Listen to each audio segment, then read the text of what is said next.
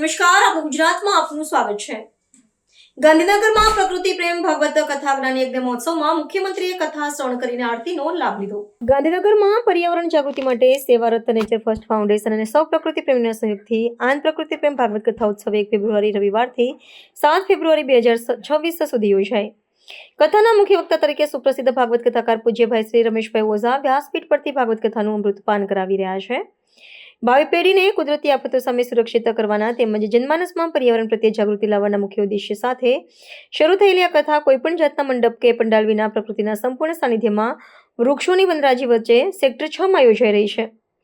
બ્રહ્માંડના પંચતત્વ અને જીવસૃષ્ટિની જનેતા એવી પ્રકૃતિ માતાના જતન અને સંવર્ધનના ઉમદા હેતુ સાથે પાટનગર ગાંધીનગરમાં આ પ્રકૃતિ પ્રેમ કથા દ્વારા એક નવતર પ્રયોગ હાથ ધરવામાં આવ્યો છે.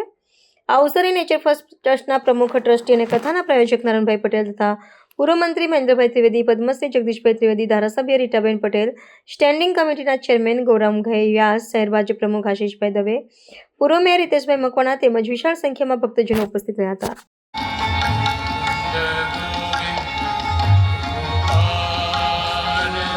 આપણે બધા જ આપણા માનનીય મુખ્યમંત્રી શ્રીનું સ્વાગત કરીએ.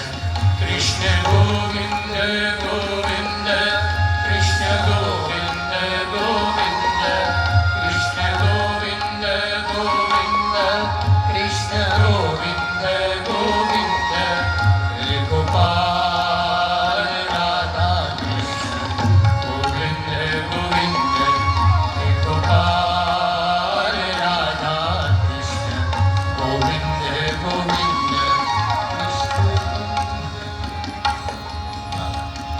તો મૂલાધારથી લઈ પૃથ્વી તત્વ અને પછી એક એક ચક્ર જે છે શરીરમાં યોગની દ્રષ્ટિએ, એમાં પછી જળ તત્વ, પેટમાં અગ્નિ તત્વ જઠરાગ્નિ છે, અને પછી હૃદયમાં વાયુ તત્વ અનાહત, અને આ વિશુદ્ધ એટલે અહીંયા આકાશ તત્વ, અને પછી એની ઉપરના જે છે ને એ શબ્દની બહાર છે, કારણ કે શબ્દ અહીંયા સુધી છે ને, પછી એનાથી બહાર અહીંયા સુધી શબ્દ નીકળે.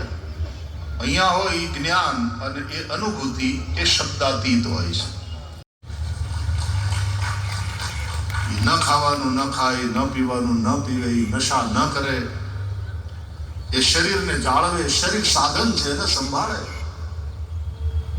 શરીર માધ્યમ ખલુ ધર્મ સાધનમ. આપણે રક્ષાબંધનને દાડે બહેનો ભાઈને રાખડી તો બાંધે, એક રાખડી તિજોરી નહીં બાંધે. એમાં શરીરની પણ રક્ષા કરો, એ સાધન છે. આખું વર્ષ ચૂલે રાંધી રાંધી રાંધી સરસ મજાના વ્યંજનો અને માણસ ખાય, આનંદ કરે, પણ વર્ષમાં એક દાડો એનોય આવે કે તે દિવસે ચૂલાને રજા, તે દિવસે ચૂલાની પૂજા કરવાની. ચૂલો સાધન છે, એની પૂજા કરીએ. તે દિવસે ટાઢી હાતમ, તે દિવસે ચૂલાને રજા, ઉલટા નીચે દિવસે ચૂલાની પૂજા હોય. પણ હાતમને દી રજા આપતા પહેલા છઠને દાડે એની પાસે ઓવરટાઈમ કરાયો હોય. કાયા ભલે વૃદ્ધ થઈ ગઈ હોય, એની ધીરજ જવાન છે, એની પ્રતીક્ષા એ જવાન છે.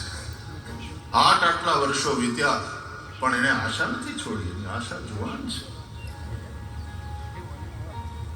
અને એના અંદર વિશુદ્ધ પ્રેમનું સૌંદર્ય છે. શ્રી રામ શબરીને ભામીની કરે.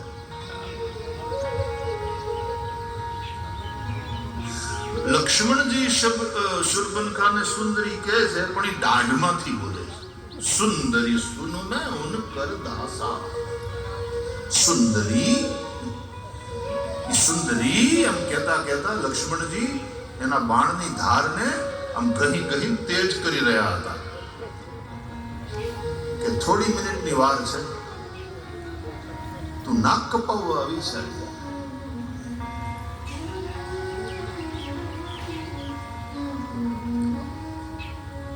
આ બે ભાઈ બહેનની કથા રામાયણમાં, એકને રામ જોવે છે અને બીજાને સીતા જોવે. આ બેનને રામ જોવે છે શૂર્પણખાને, અને એના ભાઈ રાવણને તો સીતા જોવે.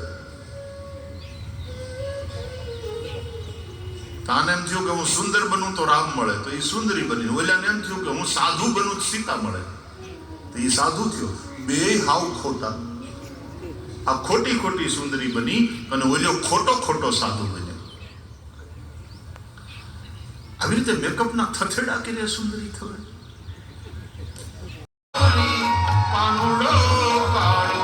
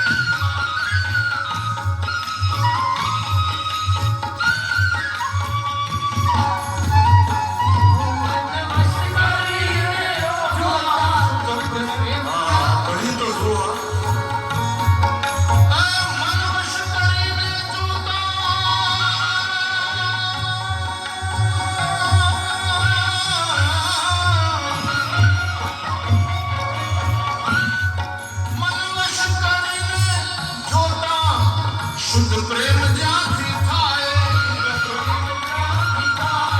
શુદ્ધ પ્રેમ જ્યાંથી થાય, શુદ્ધ પ્રેમ જ્યાંથી થાય, શુદ્ધ પ્રેમ જ્યાંથી થાય, એ અજ્ઞાની જીવ જાય, અજ્ઞાની જીવ જાય, જ્યાં મનડું જાય દોરી, અજ્ઞાની જીવ જાય,